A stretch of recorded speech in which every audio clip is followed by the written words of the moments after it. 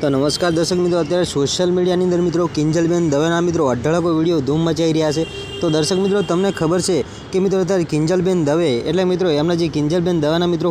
જે પિતા છે એટલે કે એમના પપ્પા અને એક બીજા મિત્રો એક જે એમની સમાજના એક બીજા ભાઈ છે, આ બંનેને મિત્રો સમાજમાંથી મિત્રો બહાર કરી દેવામાં આવે છે અને મિત્રો આખો કિંજલદેવનો મિત્રો આખો પરિવારને નાત બહાર કાઢી દેવામાં આવે છે। તો દર્શક મિત્રો, તમને થતું હશે કે શા માટે મિત્રો કિંજલબેન સાથે જ આવું થયું છે અને શા માટે કિંજલબેન દવેના પરિવારને મિત્રો આજે નાત બહાર કાઢી દેવામાં આવે છે। તો દર્શક મિત્રો, અત્યારે સોશિયલ મીડિયાની અંદર ઘણા બધા વિડીયો વાયરલ થઈ રહ્યા છે અને એની અંદર મિત્રો કિંજલબેન દવેનો મિત્રો આ વિડીયો પણ બહુ વાયરલ થઈ રહ્યો છે અને મિત્રો આખરે કિંજલબેન દવેની મિત્રો પોલ ખોલી એવું મિત્રો સોશિયલ મીડિયાની પબ્લિક કહી રહી છે। તો દર્શક મિત્રો, શું છે વિડીયોની સાચી હકીકત, બધી માહિતી મિત્રો આપણે આ વિડીયોની અંદર આપવાના છીએ। તો દર્શક મિત્રો, વિડીયોની અંદર છેલ્લે સુધી બન્યા રહેજો અને મિત્રો આપણી આ ચેનલ પર એટલે કે મિત્રો એકલો ગુજરાતી ચેનલ પર પહેલી વાર અને નવા આવશો તો મિત્રો ચેનલને સબસ્ક્રાઈબ કરી લેજો, જેથી કરી બીજા પણ વિડીયો મળતા રહે તમને। દર્શક મિત્રો, તમને ખબર છે કે બનાસકાંઠા જિલ્લાના કાંકરેજ તાલુકાના એટલે મિત્રો કે સિહોરીની અંદર મિત્રો જે બ્રહ્મલીન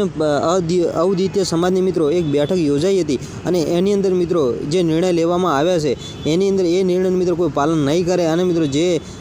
એ નિર્ણયનો મિત્રો જે ભંગ કરશે એમને મિત્રો નાત બહાર કાઢી દેવામાં આવશે, એમનો આખો પરિવારને મિત્રો નાત બહાર કાઢી દેવામાં આવશે એવું મિત્રો